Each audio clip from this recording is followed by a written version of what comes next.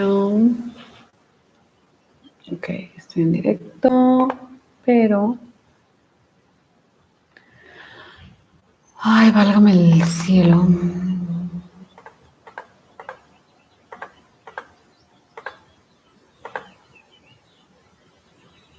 Iniciar reunión. Unirse.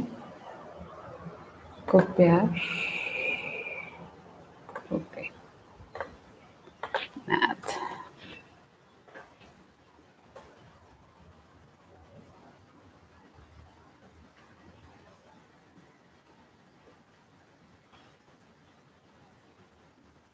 I'm ready. I am ready. Ok. A ver.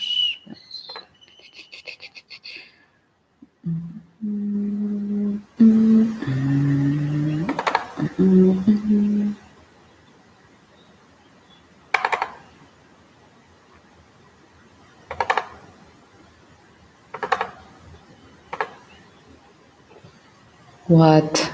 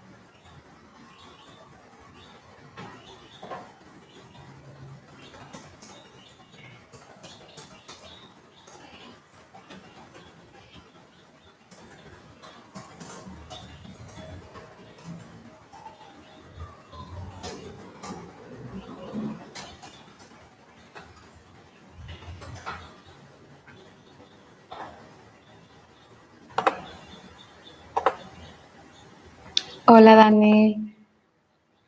Hola, Diego. Hello.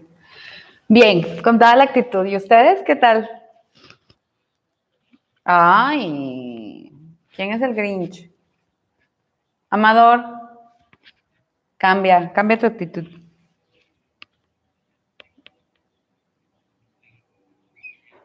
Ay, sí, pues es que así es esta vida en cuarentena. Hola. Oli, qué caras, por Dios, aunque sea pónganse tantito rubor. Santa madre, parece Halloween.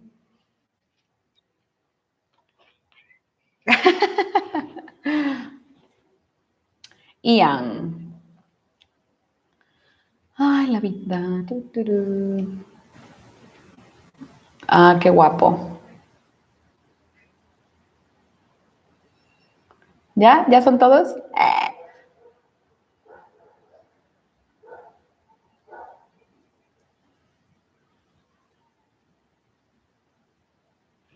No viene. Ay, ya. Oscar Garcés.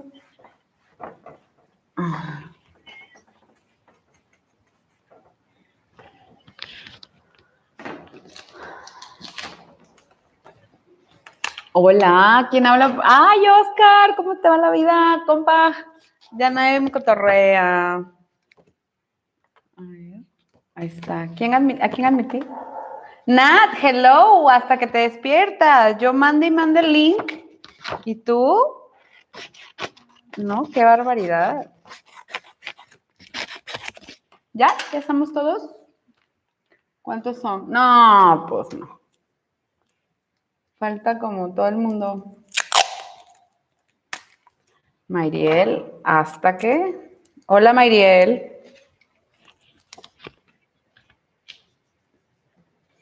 ¿Pero estás en tu cel? Ah, ya, por eso. Por eso. Me avisan si alguien más viene. Vamos a esperar un minutito, ¿eh?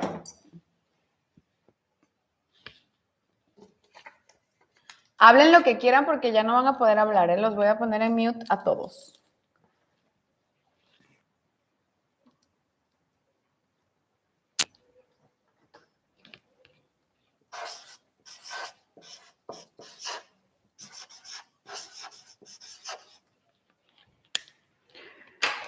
¿Tú qué crees? ¿Tú qué crees?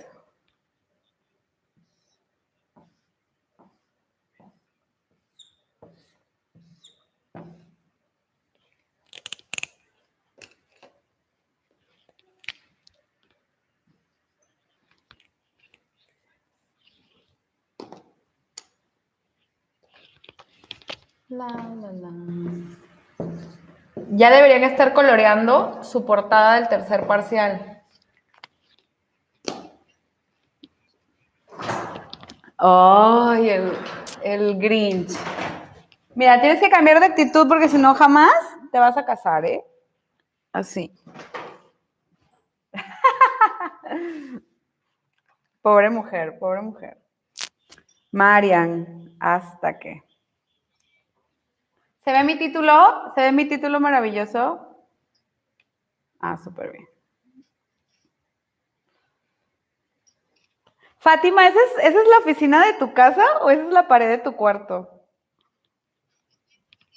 Ah, ok, ok.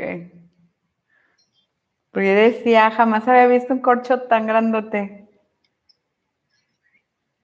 Qué padrísimo. Está padre. Yo necesito uno así. Un corcho de toda la pared. Ay, ya habló al proletariado. No, no, no, pongan filtros así de la playa y esas cosas, ¿eh? Los voy a poner.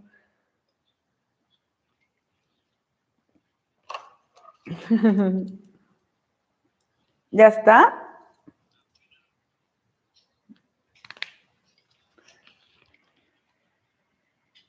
¿Dónde te vas para poner los filtros? Hoy. Julie, bienvenida. Hi, sweetie pie.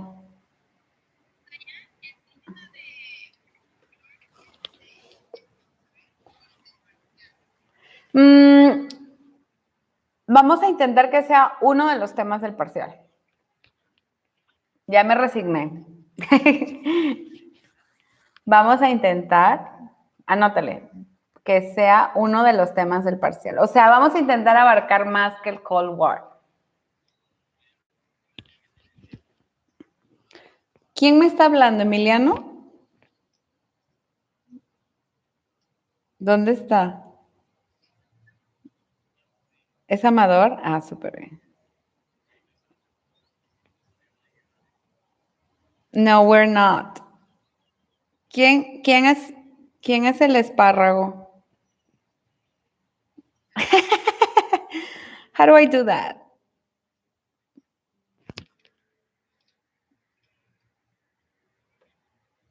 All right, guys. Ya somos más de la mitad, so we're going to begin. Ay, Mariana. Ay, Juan Pablo. Okay. Oh, nice. I almost got all of you. Hi, sweetie pie. I'm doing very well. How are you? Okie dokie then. Okay, guys, so this is the title, and we are going to, oh, let me send the link to Amanda. Amanda told me that she was going to come in. Ahora con... Yes, please remember that one of the activities is for you to upload your notes of the complete partial in Moodle. So you might as well. I'm going to give you the presentation too, so that you can, it allows me to go a little bit faster, and it allows you to complete your notes afterwards, and so that during our class, our session, you only focus on getting everything straight in your head. Although afterwards, you're gonna maybe need to complete your notes, okay? Let me send it to Amanda. I wouldn't consider that an exam. I would consider it a quiz.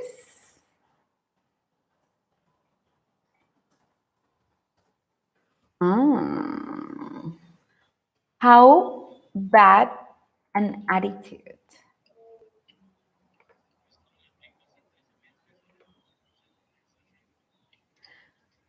It all depends. It all depends in how everything is going. Oh yeah, that's true. That's true. You have an out of exam pass. You do. Ah, how cute. Qué lindos.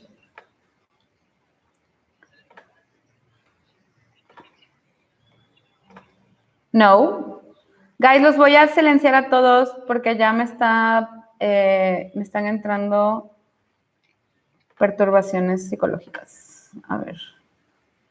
Espérame. No, nada de la ley. Oscar, te voy a silenciar tantito. Ok, let's see. Marian Hernández. Marian, ya no se había metido Marian, pues. Okay. Okay, guys, let's begin now. Let me see how this is. La, la, la. Toda la pantalla. Compartir.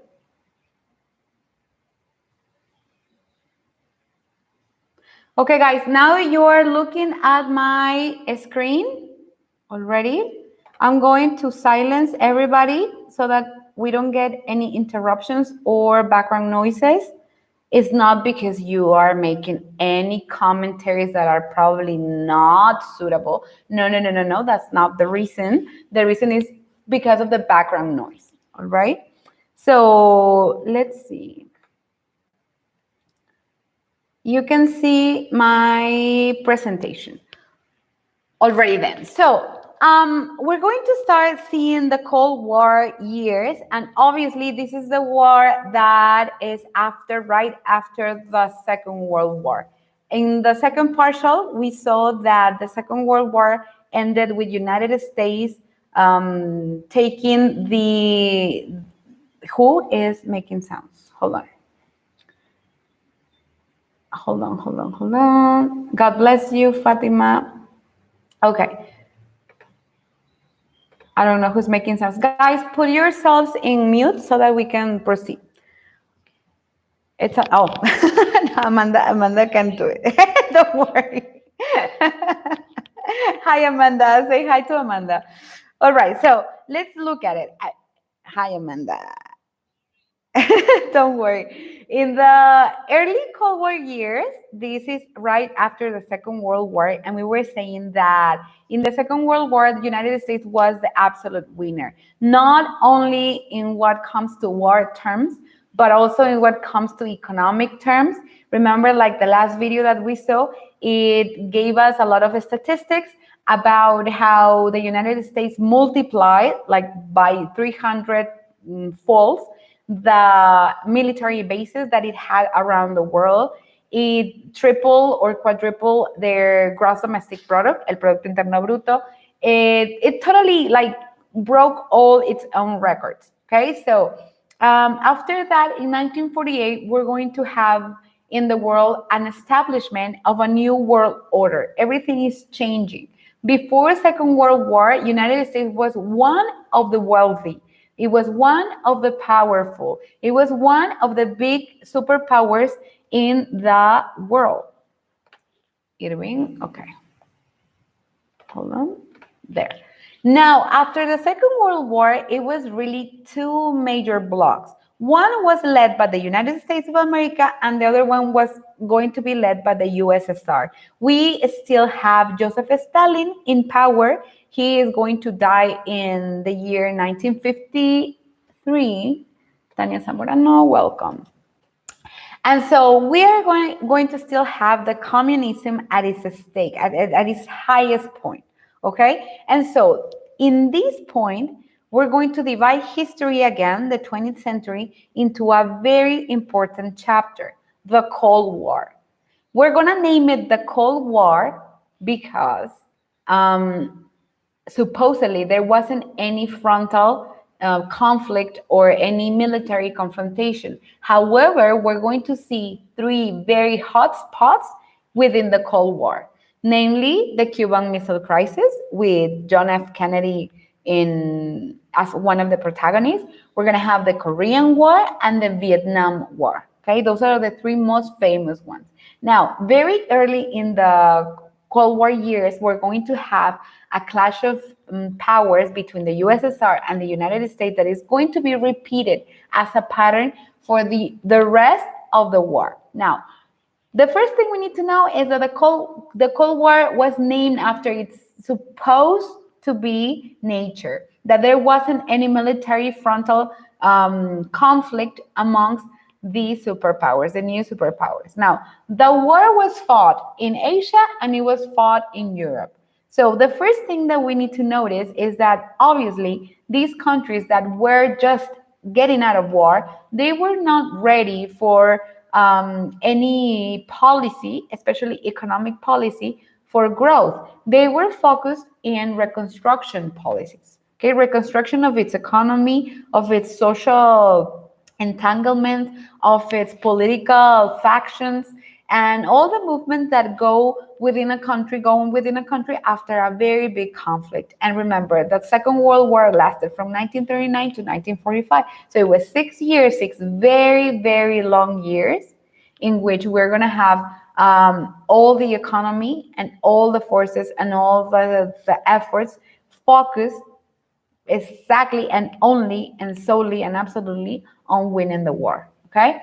So this period of time is going to be very, very important for the shaping of the second half of the 20th century, things that we still live right now, okay? In 2017, for example, there was a war in Ukraine, and it was the reminiscence, the residuals of the Cold War, because not all conflicts were put aside when the Cold War ended, okay? We're gonna name 1989 as its end point because that's the year in which one of the most iconic symbols of the communist regime was torn apart, which was the fall of the Berlin Wall, all right?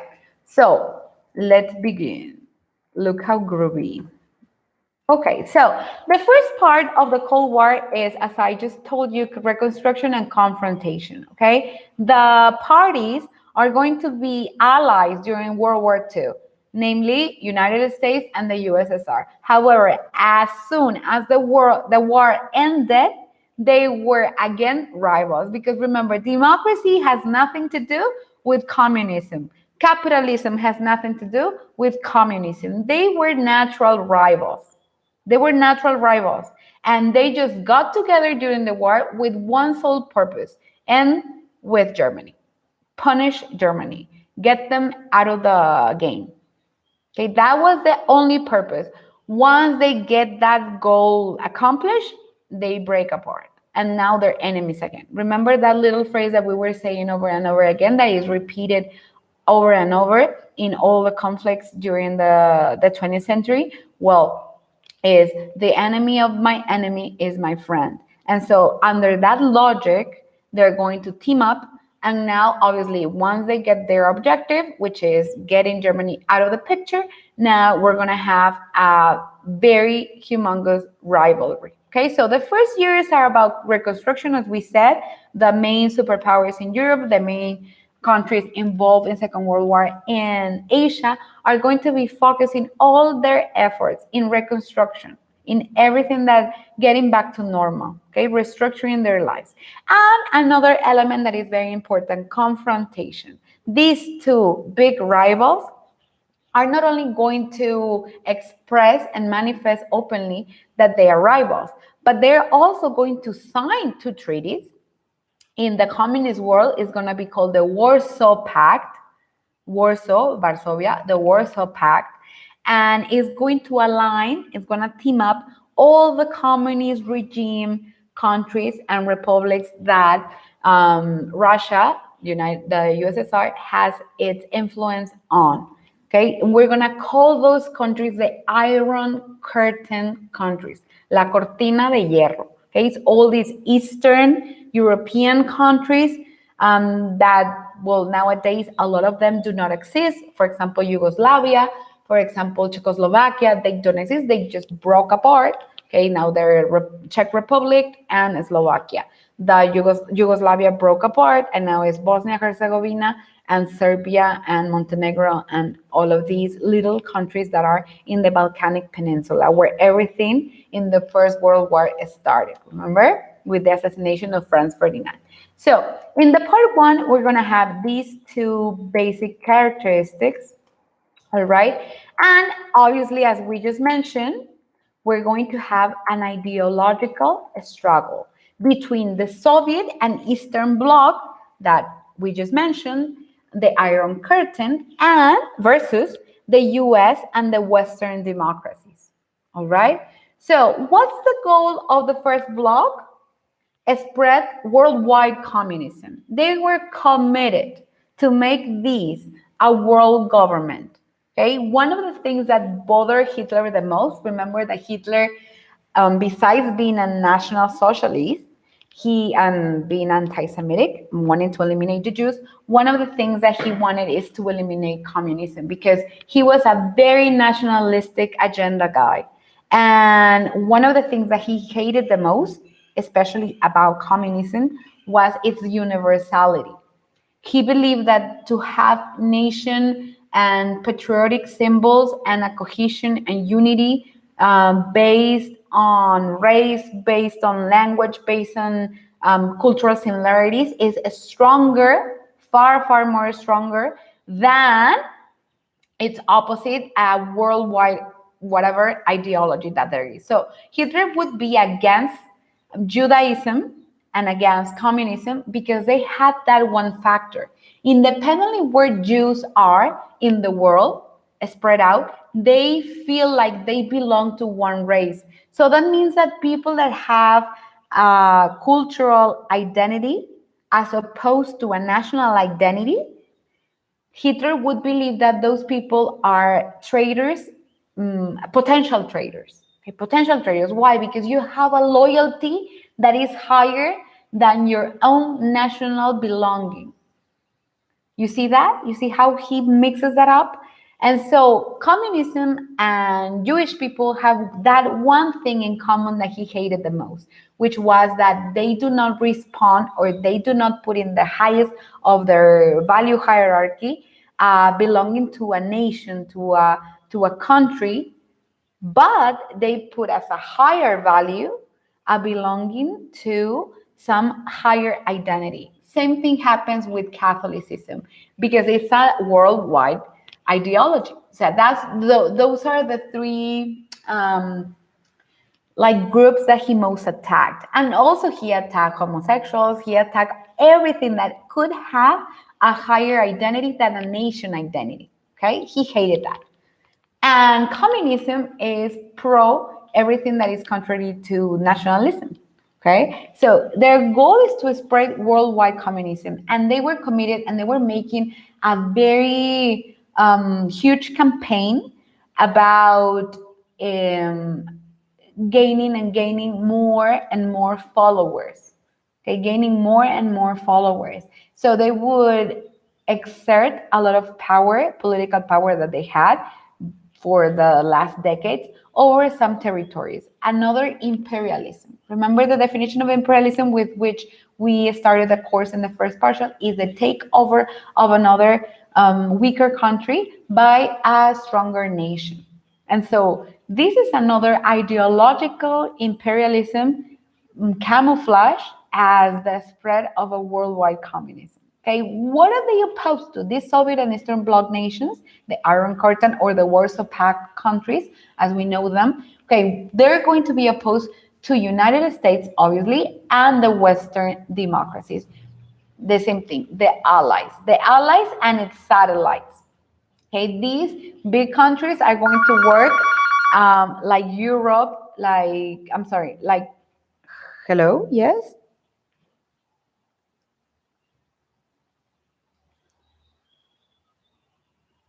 I'm doing good. Is anything wrong? What happened?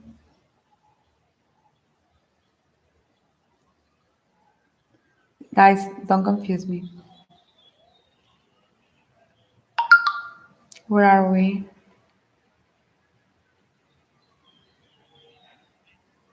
Yes, sweetie, I'm here. What do you want? I'm in my computer. My phone is totally out of wire. Okay. So we were saying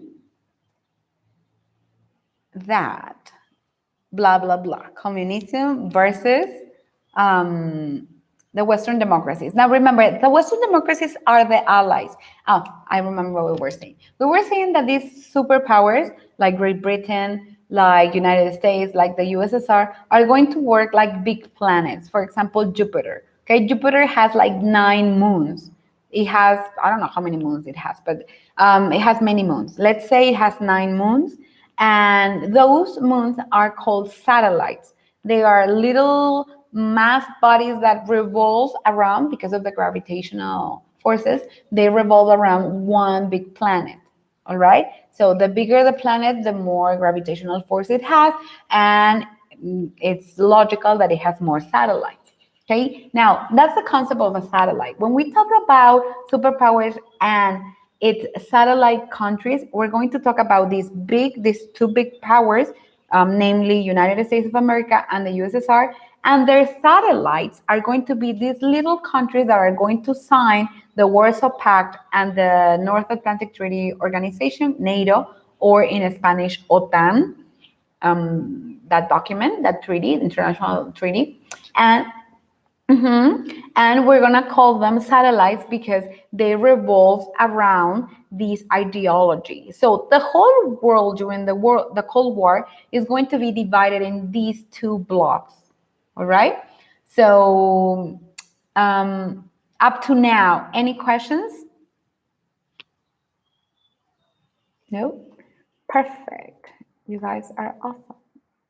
Okay, now methodologies. What were their main tools so that they can oppose to each other, or they can have this confrontation, this ideological struggle? Okay, one of them was the espionage. Okay, we're going to have the CIA, the Central Intelligence Agency, on behalf of the United States, and the KGB or KGB, which is the same exact thing of the CIA, but in its Russian version. All right?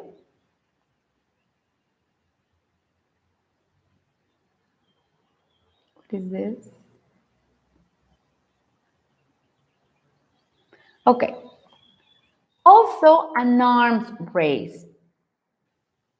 This is kind of like a period, a very prolonged period that was much, much, much longer than the armed peace. Remember, when we saw the First World War, we talked about a term. It was the armed peace. We were seeing that all these superpowers in Europe were not in an actual conflict.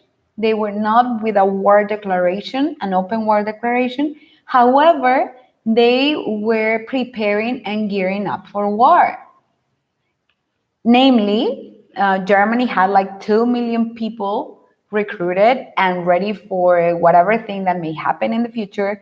And Great Britain had a lot of forces too, cavalry and artillery and submarines and plane carriers and all these type of weaponry that we already saw.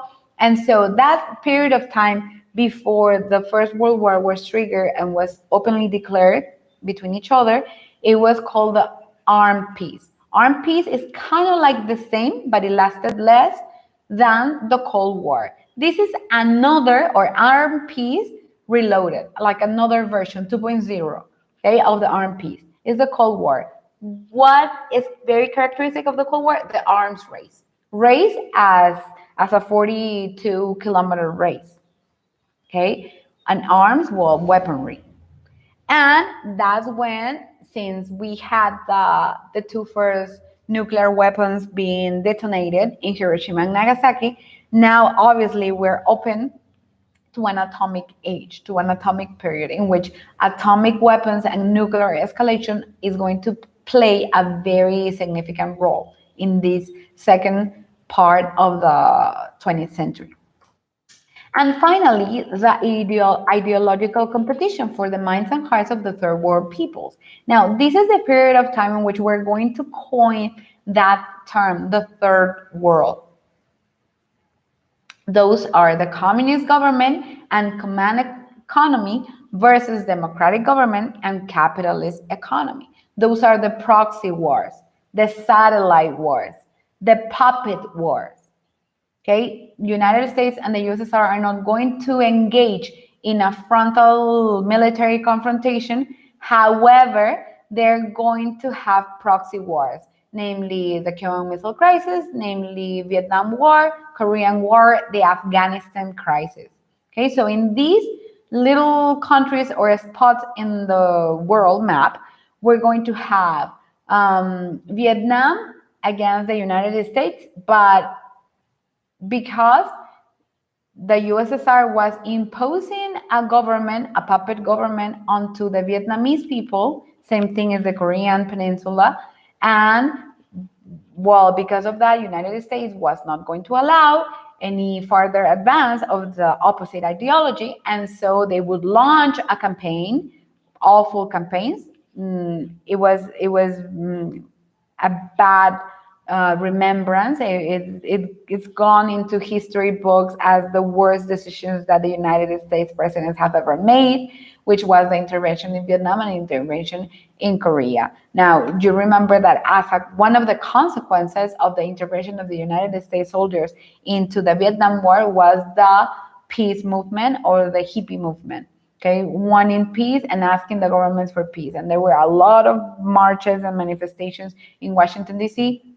before the Capitol, because this was a very big urgency of the people, because it was their children, their sons, their husbands that were off to war. They were deployed to war for a war that wasn't even theirs, for a war that wasn't even fought in the name of the United States, but was fought in the name of the democratic countries of the world and against one like ghost enemy, which was not exactly Vietnam or Korean people or the government, but the USSR that was behind and was moving all the threats of the puppets in those governments correspondingly.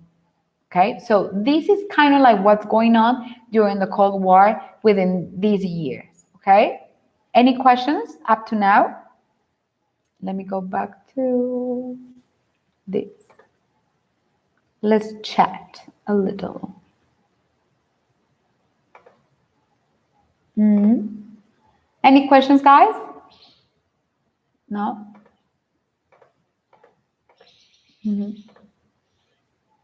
No? Who else is here? Me more. Everything good? Okay. All right. A verte.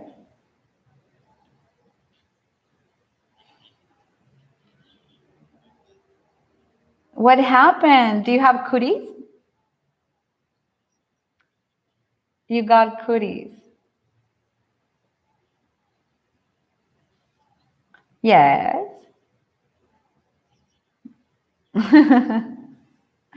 All right, guys. So, if you have no questions, we're gonna go one more topic, okay? Hey. I know, right?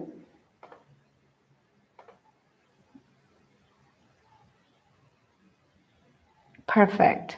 Okay, let's go to the presentation again. Blah, blah, blah. ¿Quién sabe qué?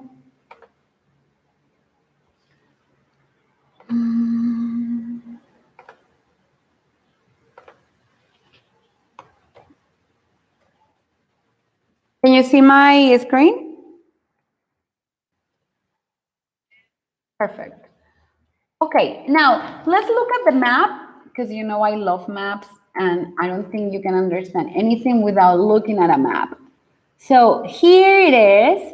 Remember that after World War II, we're going to have Germany be divided into 4 dependencies.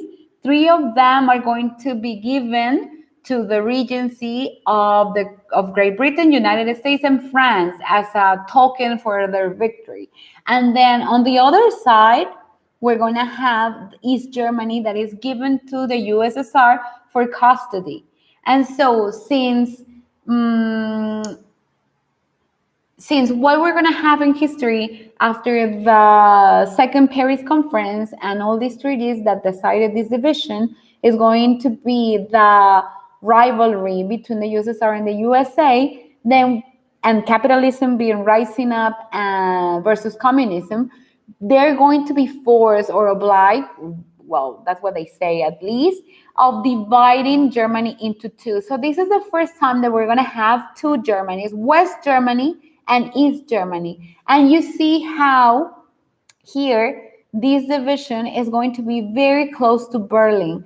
And this division is going to be marked by a wall, the construction of a wall that divides the capitalist parts of Germany and the communist parts of Germany. As the history says, and a lot of movies have been made about this specific topic, we're going to have families being divided. I mean, people that were related and they could not see each other again ever, okay? For example, and so on and so forth. Okay, so here we're going to have a zoom of the West and East Germany and how this is the Soviet part and this is the democratic part. All right, and then here in the map, this part, this like dark pink, is going to be the territories lost to Germany. This was German before the Second World War ends, and now they're going to be Russian, if we were to say. And this is the countries that were won over the Soviet Union, because remember the first move that they made between Germany and the Soviet Union, Stalin and Hitler, when they signed the Non-Aggression Pact back in 1939, that it was a fake treaty. They were promising each other that they would not attack each other at an event of war. And the first thing that they did was divide Poland into 2 so that the Soviet Union would occupy all the way up to Warsaw, and Germany would invade Poland on the other side. Okay, now this in Poland, you know, because of the history reading, that in Poland we had the majority of the concentration camps, and above everything, the extermination camps. The most famous one is Auschwitz. Okay. And now here, the green ones are the territory gained by the Soviet Union, and this part, this line, this red line, is going to be denominated as the Iron Curtain. After 1955, all the countries that are supposed to be to the right of this line are going to be communist, and all the countries on the west of this line are going to be democracies. Okay? That is what we're going to refer as the Iron Curtain. The line that divides the democratic world, the democratic capitalistic world, from the communist regimes that are going to be won over by the USSR. Now, you can see that Bulgaria, Romania, Hungary, Poland are there. Not to say Estonia, Latvia, Lithuania, Ukraine.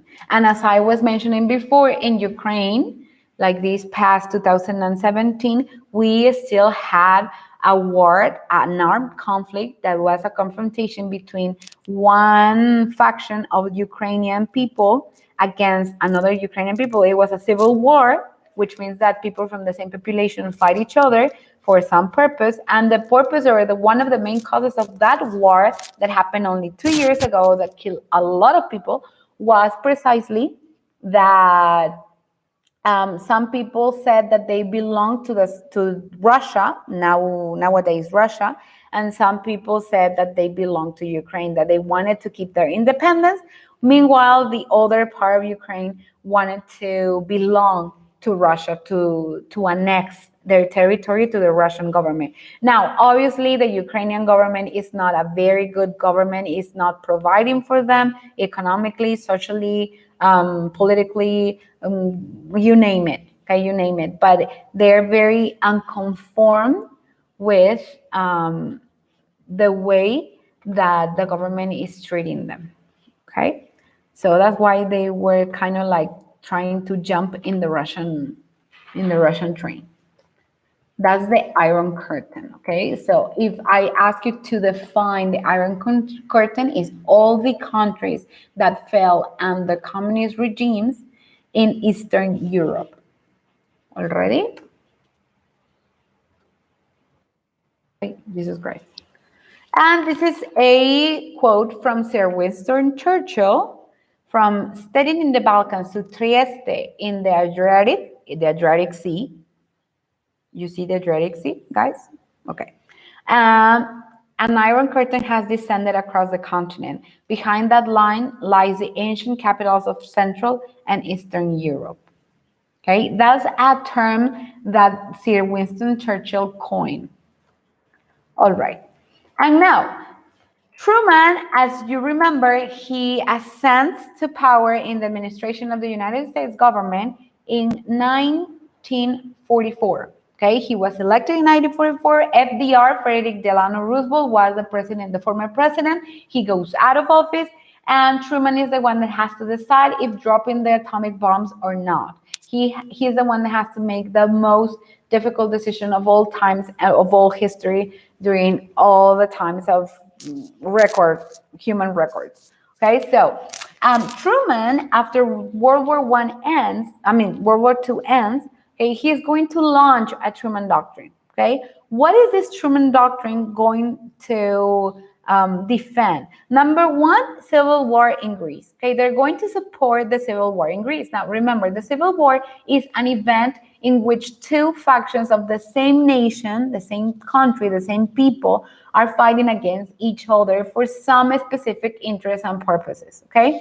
Number two, Turkey, under pressure from the USSR for concessions in the Dardanelles. We're talking about territorial demands. Okay, territorial interests. Now, remember, all the Cold War is going to be fought in a satellite-based logic. We're not going to fight directly. It's not like we're going to go, specifically like Harry Truman is going to go himself and talk to the Russian governor or the whatever guy that is in charge. They're going to make up this whole apparent conflict about political issues within a territory or historical confrontations within a land, and they're going to support the side that, well, supports their interests, their own personal United States American war hero interests. All right, so that's everything that it's saying about the civil war in Greece and the Turkey under pressure from the USSR for concessions in the Dardanelles. Okay, those are territorial demands. Territorial demands that obviously the United States was very, very interested in keeping those territories under any power that would fall under their domain. Okay, they couldn't conquer anymore because imperialism, it was supposed to be seen as negative in this period of time. However, we're going to have to do an imperialistic move with like a fake apparent reason that we're defending some just cause so that it justifies whatever action that I'm undergoing. Okay, number three, the US should support free peoples throughout the world. Look at that. Okay, the United States of America is going to fight with the flag of the defenders of freedom of all peoples. That is, if one country has the right of self-determination, remember when we saw in the first and second partial the defense of the Wilson doctrine. Woodrow Wilson is the president of the United States of America that was entering World War I. And one of his 14 points, he was supposed to be an idealistic, a pacifist, and he defended the right, the human right of all nations to self-determine. That is, if a nation, if a group of people, an enough big group of people, determines or feels that they have a national identity different from whatever conqueror that there is on top of them, imperialistically wise, okay, they have the right, said Woodrow Wilson back in its time, to self-determine, to proclaim their own independence. Okay, now that is what it says on paper. We're gonna see that the reality is very, very different. You're gonna have the right to proclaim yourself independent from whatever sovereign higher power, as long as, and that's the key word, as long as you do not mess with our interests and you obey and you are the instrument for us so that we can get our own instruments. And that's what we're going to call a puppet government. Okay, because somebody is working the threads and working the everything so that it works in their own behalf, in their own interests. Okay, so they're going to say, United States is going to say, is going to proclaim themselves the defenders of the freedoms of people. So whenever they're going to intervene in Vietnam, they're going to intervene in Korea, they're going to intervene in Afghanistan, they're going to say, we're only supporting the side of the population that is actually fighting for the right for self-determination, because we support democracy and democracy supports freedom. You see how tricky that discourse is? It's only in the speech, but it's not going to be in the actions. All right? You have to be very smart to get that. And that's the way that it's going to act all over and all over and all over again throughout history. Okay? So we must assist free peoples, says Truman, to work out their own destinies in their own way. Yeah, right. Okay, that's what you have to say inside your head. Yeah, right. Like the invasion of Iraq was not premeditated. Like the whatever, I mean, I'm not so and 100% in favor of conspiracy theories, but some of them are very, very realistic. Okay, and number 4, the U.S. government gave Greece and Turkey $400 million in aid so that they can reconstruct themselves. They can get up on their feet after the Second World War, and they could go under the other one. So it was like a little bribe for this government so that they could follow the United States doctrine, the Truman Doctrine. Okay? Any questions until then, guys? ¿Tienen una cara de fumigados? ¿Estás fumigada, Fátima? All right. Bueno, se me fue la hora, no me había dado cuenta. Ay, ya, ahorita se va a acabar, que te estoy diciendo que ya se va a acabar. Que ya me acabo de pasar la hora. ¿Está bien? Ah, ok. Muy bien. Entonces, sin más por el momento, déjenme ver cuándo quedó la otra. Okay, we're going to have class all Wednesdays at 12. All right? Para que lo agenden, lo anoten y por favor se bañen antes de venir. All ready? Bye, guys. Have a nice one. Goodbye, guys. Bye-bye.